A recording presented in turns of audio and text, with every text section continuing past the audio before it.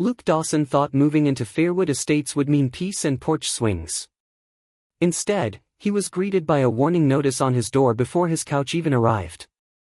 The paper flapped slightly in the breeze, held in place by a neat strip of blue painter's tape. Luke blinked at it, the moving truck still idling behind him, and read aloud with a slow drawl, "Porch light exceeds permitted brightness, please refer to HOA lighting standards." He sighed, slid the notice into his jacket pocket, and turned to Frank, who was unloading a box labeled "Kitchen." "I haven't even plugged in a porch light yet," Luke muttered. Frank didn't look up. "Fairwood is tidy. Sometimes too tidy. Watch the clipboard, ladies."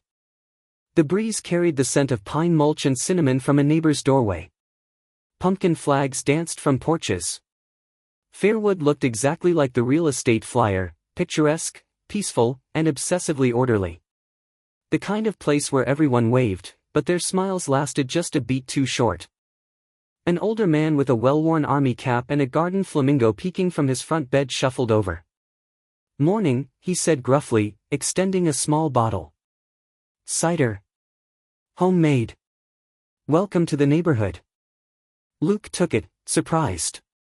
"Thanks. You Mr. Roy?" The man nodded once. "You Frank's boy?" "Yep." "Humph." He glanced at the moving truck, then at the house. "Judith'll be watching." Luke glanced up instinctively, half expecting to see binoculars peeking from a curtain. Instead, the front window of the house across the cul-de-sac was closed, shades tight.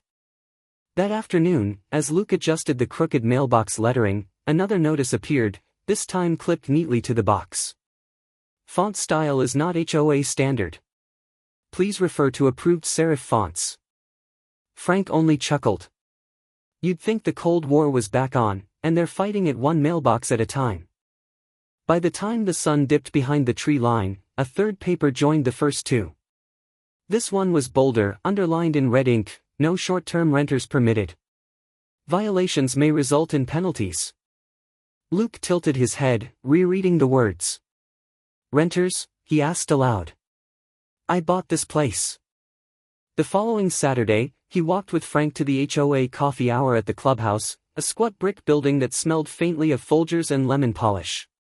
Tables lined with decaf carafes and blueberry muffins stood under a faded banner that read, "Preserve Fairwood Character." Judith Calhoun sat at the center table like a court stenographer in pearls. Her clipboard hovered perpetually under her arm. She didn't look up when Luke approached. "Good morning," Luke offered. "If you're not on a lease," Judith said crisply without lifting her gaze, "we can't recognize your residence." Luke blinked once. "I'm not on a lease," he said evenly.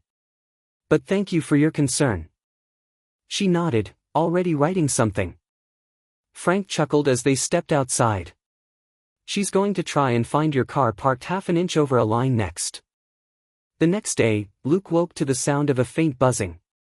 He stepped outside in flannel pajama pants and squinted upward. A drone hovered, small and black, positioned neatly above his garage. It stayed there for nearly a minute before banking left and disappearing behind Mrs. Beasley's roof. Luke narrowed his eyes, lips tight.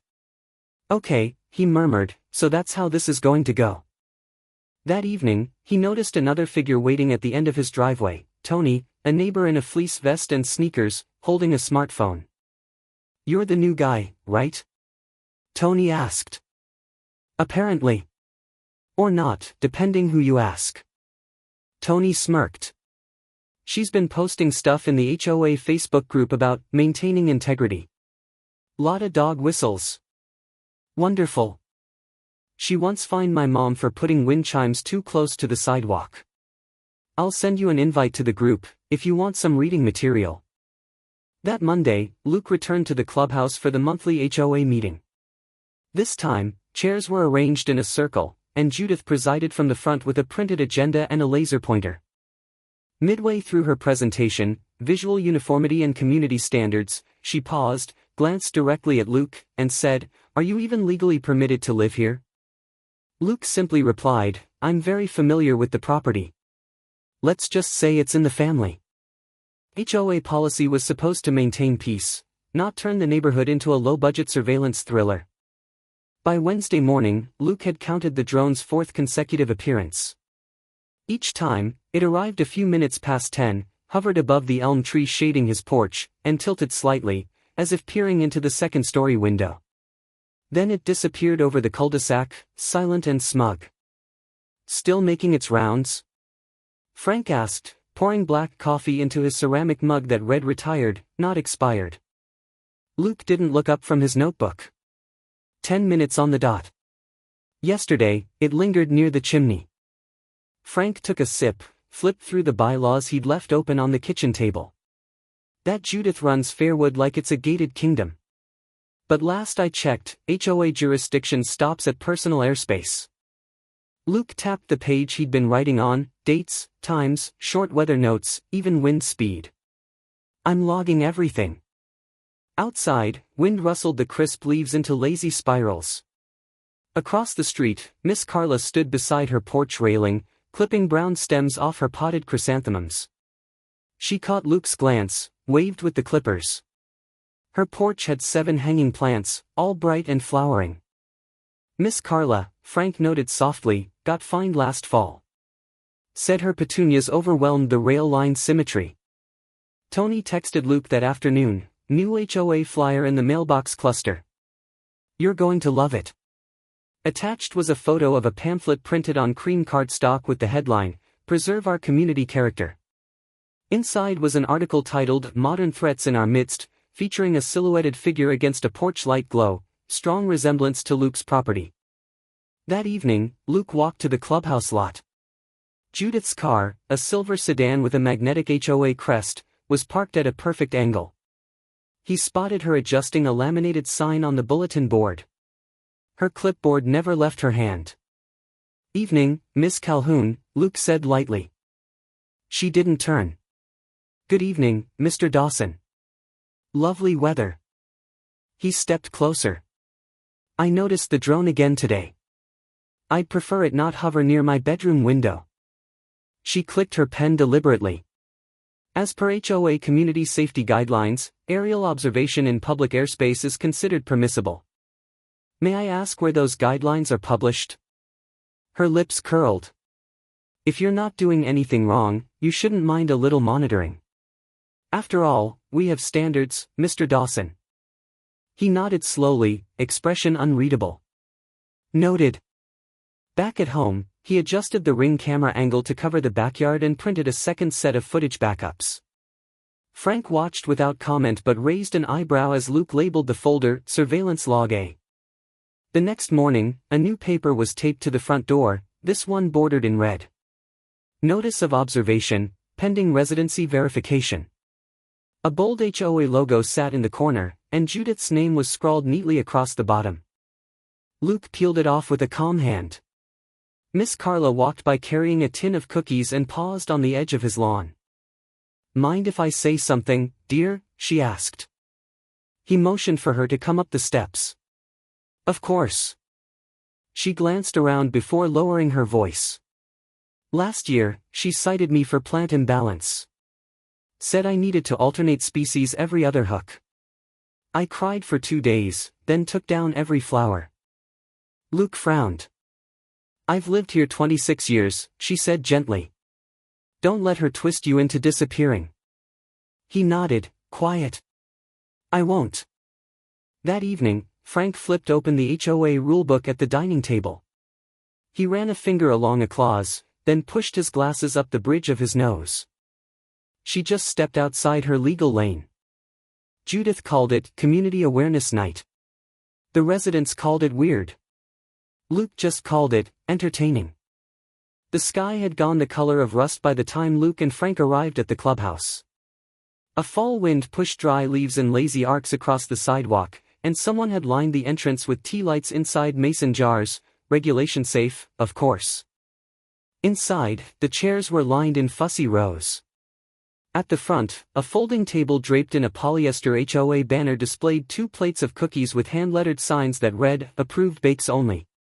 Someone had brought decaf in a silver urn, but no one touched it. Tony leaned in as Luke took his seat toward the back. Last time she did this, a renter moved out overnight. Luke arched an eyebrow, pulling at the edge of his t-shirt which read, in plain black letters, definitely not a renter. Judith stood at the front beside a humming projector, flipping her remote like a conductor with a baton. She wore a cream blazer, her hair in its usual rigid shell, and the clipboard had been replaced with a laminated agenda. "Good evening, neighbors," she began, her voice syrupy but taut. "Thank you for coming to our special presentation on identifying non-compliant behavior in transitional neighborhoods." Luke glanced toward Frank, who was leaning against the back wall with arms crossed and a look of amused disbelief. The first slide showed a close-up of a recycling bin, Luke's, easily recognizable by the small sticker he hadn't yet scraped off. The next was a porch decorated with string lights and a pumpkin on each step.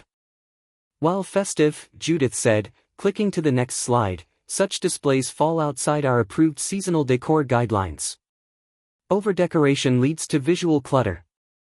The room was quiet except for the occasional throat clearing and the soft whir of the projector fan. Slide after slide appeared, a zoom in on what looked like solar lights, a shadowy image of someone, Luke, walking a trash bin down the drive 5 minutes after the allotted time. She clicked through them with the gravity of a congressional hearing. Then came the piece de resistance, a grainy, zoomed-in photo of Luke's backyard grill cover, which she circled with a red arrow and captioned, "Potential fire hazard."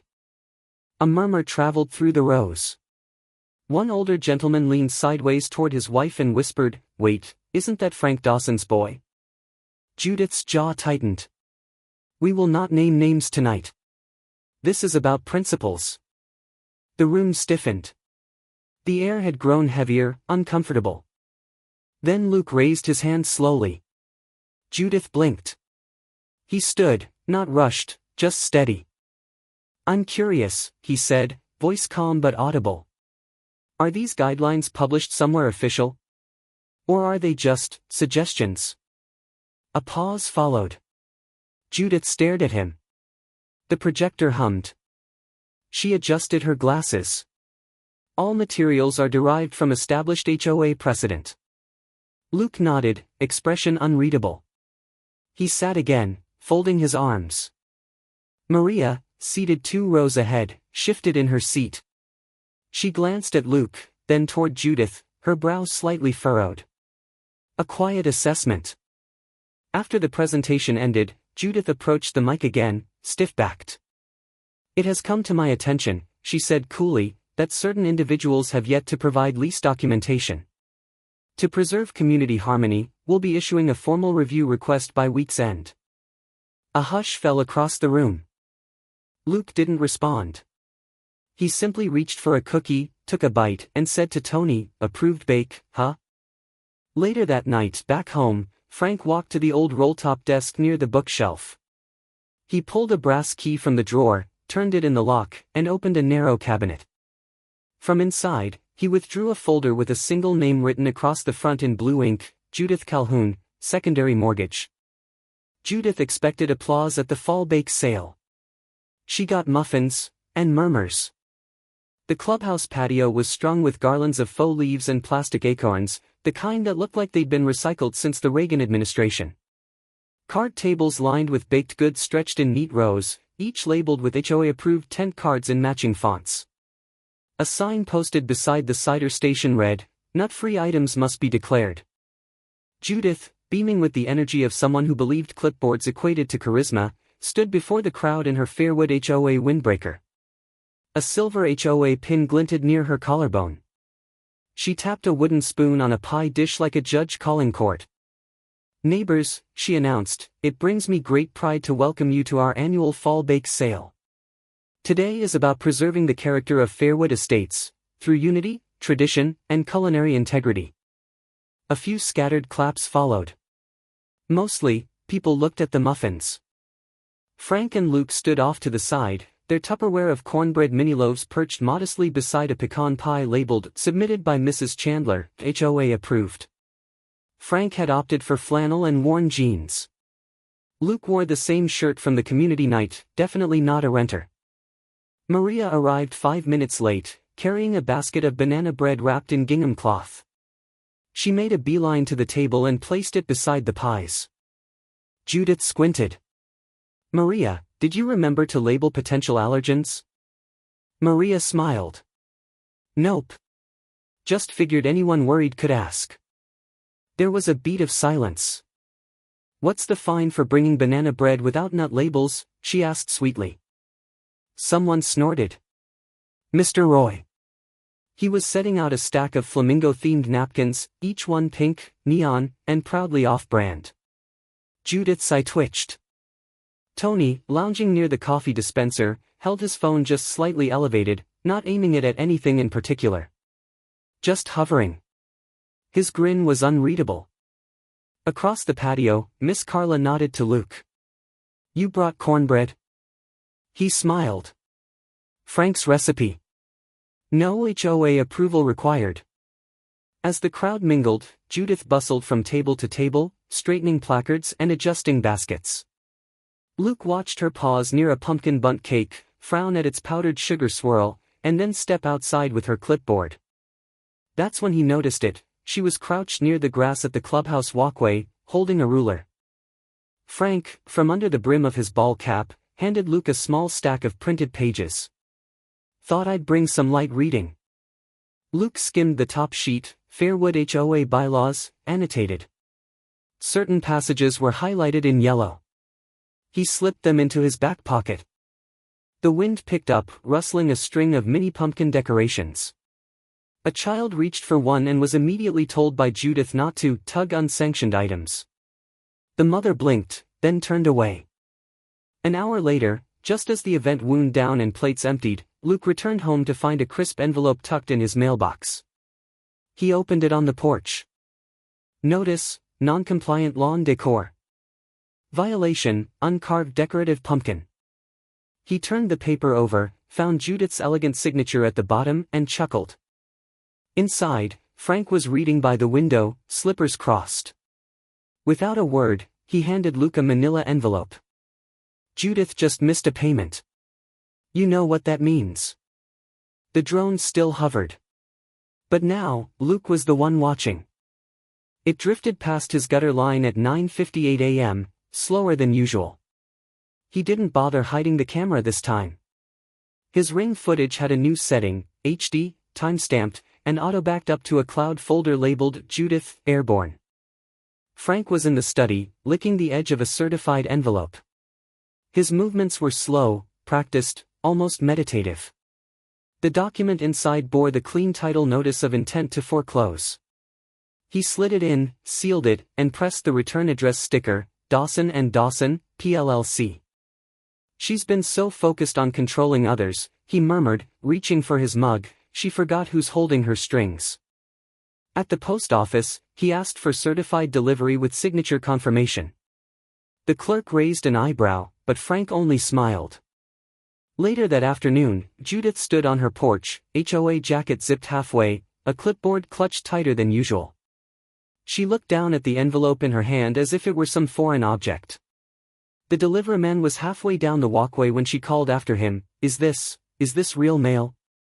He gave a little salute, already turning back to his truck. She stared at the signature line on the receipt. The HOA board held an emergency, crisis response session that evening. Fold-out chairs creaked under the tension in the clubhouse, the air dense with cinnamon-scented plug-ins and awkward silence. Judith stood beside a whiteboard covered in arrows and bullet points labeled Infiltration, Corporate Ownership, and Visual Disorder. Her speech was shrill but measured.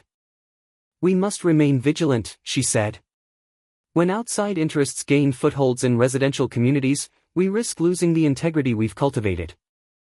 Cheryl, seated to her right in a blue sweater set and clutching a notepad with daisies on the cover, didn't raise her hand when Judith proposed a new round of compliance fines. I'd like to abstain, Cheryl said softly. Heads turned. Judith blinked like someone had smacked her with a gardening glove. Tony, in the back, tapped something on his phone. Less than an hour later, the HOA Facebook group lit up with a new meme, a caricature of Judith in powdered wig and sash, holding a citation slip like a scroll. Caption, Let them eat citations.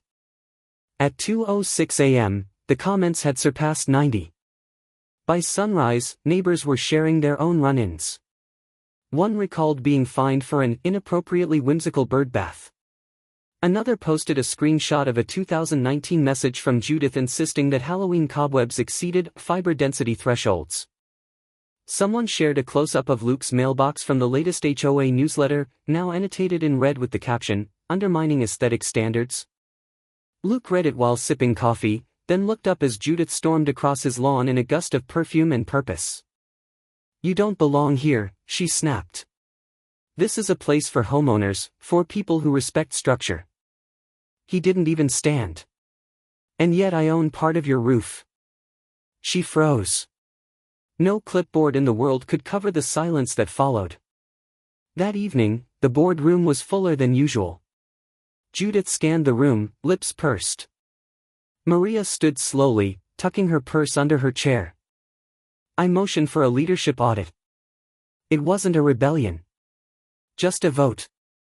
But to Judith, it was mutiny. The folding chairs were arranged with military precision. A pot of decaf steamed quietly in the corner, surrounded by white foam cups and a forgotten sleeve of ginger snaps. Fall leaves drifted against the clubhouse windows like nature itself was pressing its ear to the glass. Judith stood stiff at the front of the room. Her HOA blazer was crisp, her clipboard thicker than ever. But her smile didn't reach her eyes. Maria sat near the center, back straight, a single folder in her lap. Luke had taken a seat near the edge, where he could see both exits. Frank stood quietly by the bulletin board, arms crossed, not speaking unless necessary. Tony leaned forward in his chair, whispering to Miss Carla, "You'd be surprised what people are willing to say, once someone else speaks first." Maria did. She rose without fanfare, walked to the front, and cleared her throat gently. "Thank you for attending," she said, voice soft but sure. "I'd like to bring forward some concerns. Financial ones." Judith opened her mouth, but Maria held up a page, highlighted lines, printouts of budget reports and purchase logs. Over the past year, discretionary spending increased by 47%. But there are no board minutes approving those increases. A ripple moved through the room. Cheryl adjusted her glasses, then looked up. Some of those receipts weren't logged. Like the drone equipment and the surveillance signage. "I didn't sign off on those." Judith's jaw clenched. They were operational necessities. Frank finally stepped forward. Operating outside of written approval is considered misuse of authority. He didn't raise his voice. If challenged, it can trigger external audit or removal. Maria stepped aside. "I'd like to motion for a community vote to dissolve the current HOA board and hold fresh elections." Silence. Then Mr. Roy stood. "I got fined $25, he said slowly, "because my lawn flamingo was expressive." Someone snorted. Miss Carla dabbed at her eyes. "I still have the notice framed," she murmured. "I wasn't allowed to hang wind chimes. They said it encouraged loitering." More shuffling. Then hands began to raise, tentatively at first, then with conviction. "All in favor?" Maria asked. Every hand went up. Judith didn't move. Her knuckles whitened around the clipboard. Slowly, she walked to the front wall where her framed portrait hung beside a plaque titled Exemplary Leadership. She removed it without a word. A quiet creak of the door, and then she was gone. Tony leaned back, folded his arms behind his head, and looked around the room. "So, how do we feel about uncarved pumpkins now?" Judith once bragged about running Fairwood like a well-oiled ship. Now she's calling the landlord for plumbing repairs. The morning mail arrived with a soft thud at Frank's door. He retrieved the bundle without urgency, sorting through catalogs and flyers until he found the envelope, creased at one corner, with her looping script on the return address. Inside was a cashier's check. The amount was precise, down to the cent, back mortgage, plus late fees, plus legal handling. The bank's stamp in the lower right corner left no doubt, it had cleared. Frank laid it flat on his desk, then reached for a small ink pad.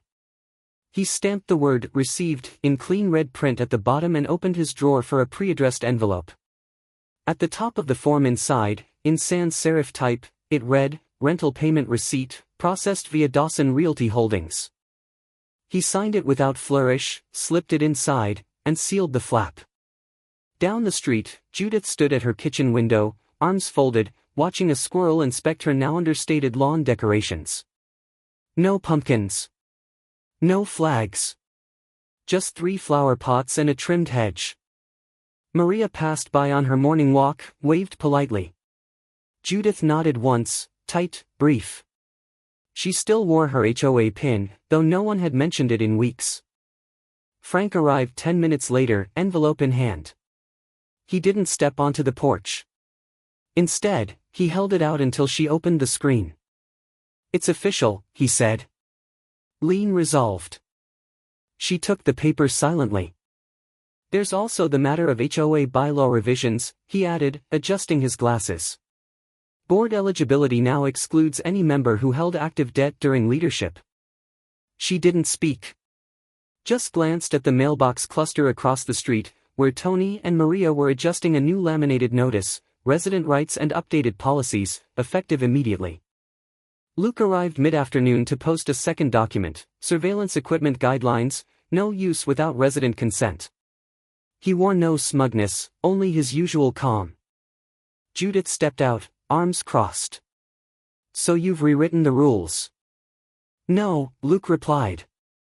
"We just finally started following them." She said nothing, only turned and walked back inside. At dusk, Frank stood beneath the oak tree in front of his house, flipping through a paperback. Luke joined him, holding a letter that had just arrived at their P.O. box. He handed it over with a small smile. "Judith opens a letter with a note, maintenance requests may be submitted through our online portal." Fairwood's tree lighting had always been Judith's moment. This year, no one invited her. The clubhouse had been renamed the Commons. Someone had painted the new sign by hand, adding a swirling gold border that glinted under the string lights. Folding chairs circled the lawn like petals, centered around a towering fir dressed in ornaments donated by residents, each one labeled with a family name or fond memory. Children ran past, cheeks red, dragging scarves and paper snowflakes. A hot cocoa station bustled near the back wall, its marshmallow bowl already half empty. Miss Beverly set down a tray of homemade sugar cookies shaped like cardinals. "Never too old to start over," she said to no one in particular, then winked at Maria. Maria stood near the podium, her notes clipped to a clipboard of her own. No embroidery. No gold trim. Just clean paper and calm presence. Luke was over by the stone path, ribbon in hand. The plaque read, "Fairwood Free Library, a place to share, no fines involved." A child carried the first book up the steps, where the sidewalk ends. Luke bowed, cut the ribbon with a small pair of scissors, and stepped back with a quiet nod. Frank stood nearby, sipping cider from a styrofoam cup, his eyes on the twinkling tree. Judith arrived late, her little dog bundled in a red sweater. She stayed at the edge of the lawn, not stepping past the sidewalk. She wore her usual winter coat but no pin, no clipboard. Tony approached with a small box. "We, got you something," he said gently. Inside was a clipboard, cherry wood, polished, and engraved with a single word, "Retired." She took it with both hands. "Thank you," she said, voice soft, unsure. At the microphone, Maria smiled. "We gather tonight not just to light a tree, but to celebrate what makes a neighborhood a home. Kindness. Accountability. Fresh starts." Judith opened her mouth slightly, as if to speak. Maria's eyes met hers. "Tonight is for moving forward." Judith lowered her gaze. Then she turned, leash in hand, and walked away slowly down the sidewalk. No one stopped her. No one mocked her.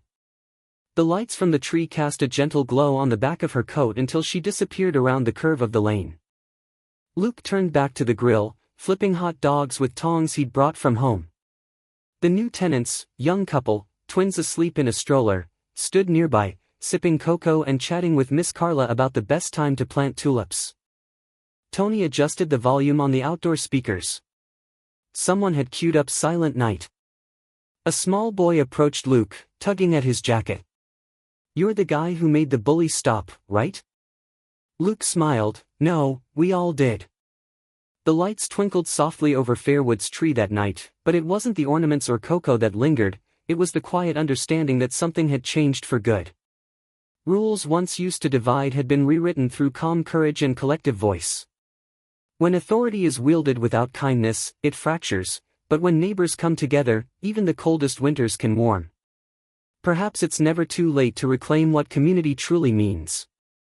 Like a front porch light left on through the night, quiet justice shines longest when lit by many hands.